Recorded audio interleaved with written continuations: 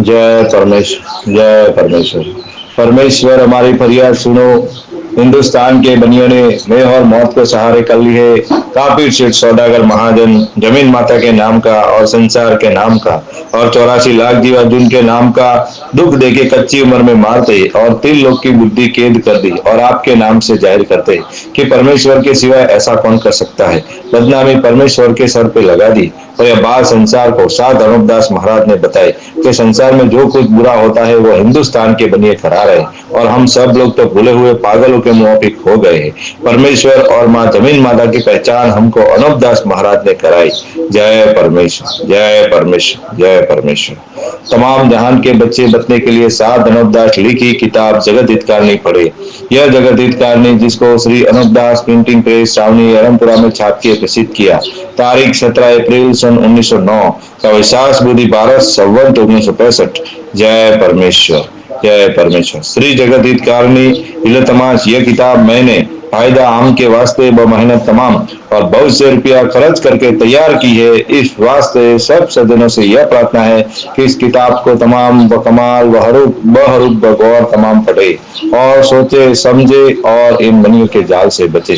परमात्मा ने न हजार हजार शुक्र है वो ज्योति स्वरूप निरंजन निराकार का है कि जिसने जमीन व आसमान को बनाया और तमाम सृष्टि को पैदा किया, परंतु उसकी कारीगरी का भेद किसी पर जाहिर नहीं हुआ कि क्या भेद है। फिर मेरी जुबान से ईश्वर परमात्मा की तारीफ अदा नहीं हो सकती।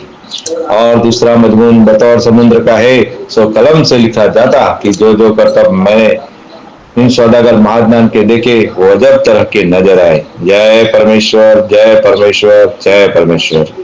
साहब अनुपदास महाराज भाइयों सबको हाथ जोड़ के अर्ज कर रहे हैं कि मैं और मौत हिंदुस्तान के बनियों के कब्जे में है, जिसका सबूत यह किताब जगत हितकारनी देती है, जिसको श्री अनुपदास महाराज ने अपनी प्रिंटिंग प्रेस सावनी एरमपुरा में छाप के प्रसिद्ध कराया है।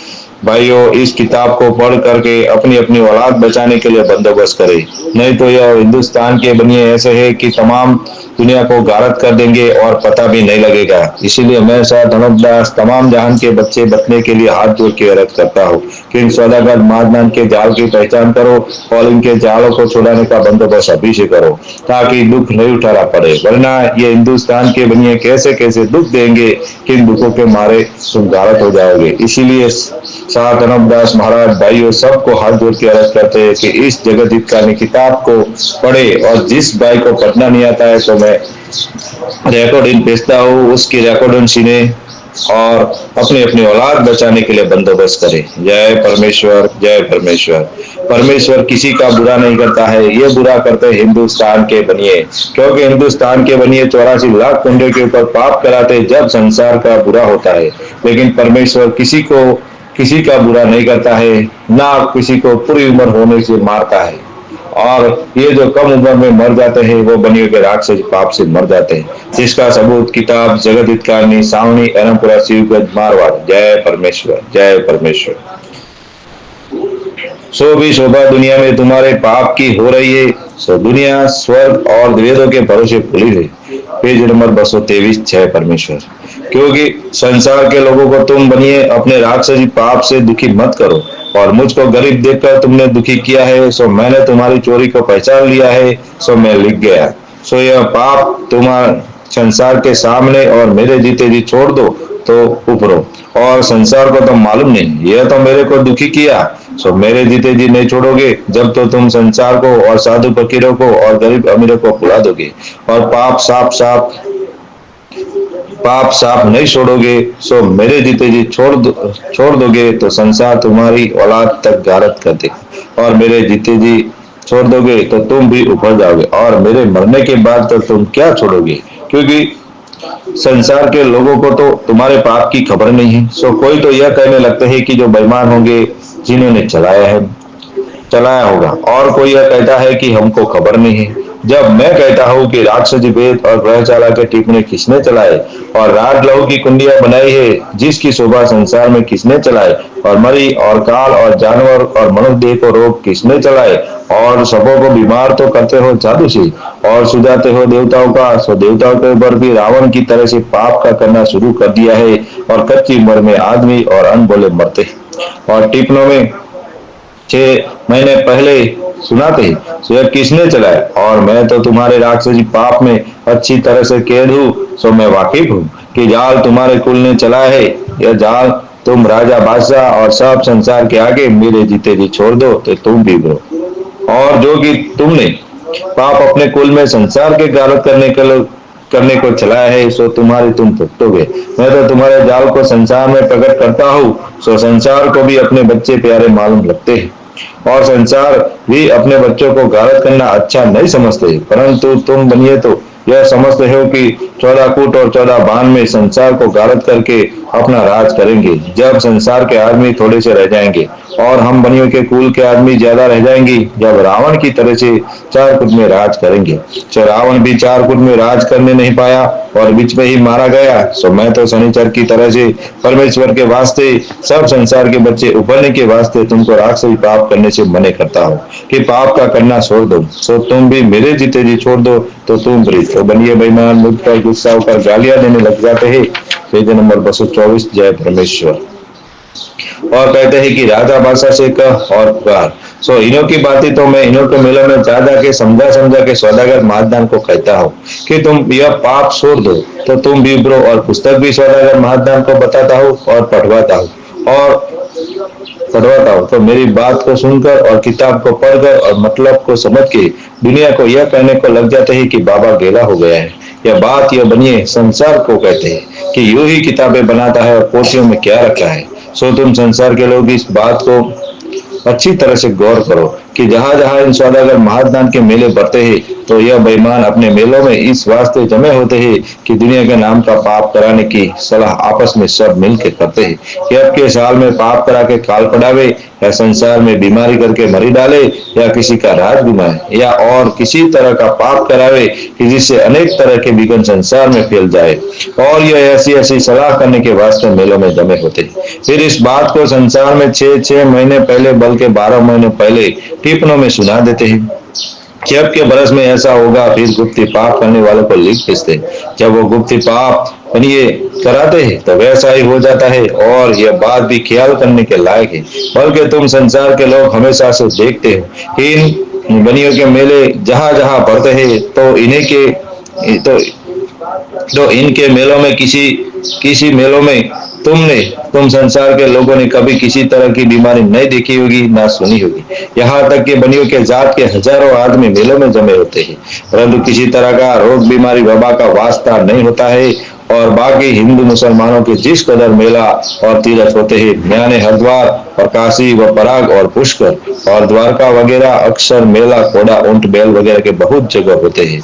और मुसलमानों के मेलों और तीर्थ अजमेर और मक्का वगैरह में बल के बहुत सी जगह होते हैं।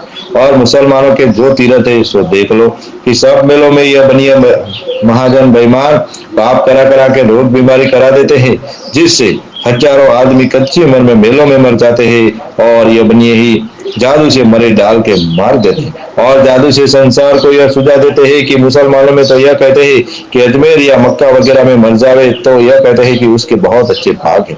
और हिंदू यह कहते हैं कि हरिद्वार और पुष्कर वगैरह में मर जावे तो इससे बेहतर कोई बात नहीं। सो तीर्थों की जगह मर जाने को अच्छा जानते हैं। Page number 225। जय परमेश्वर।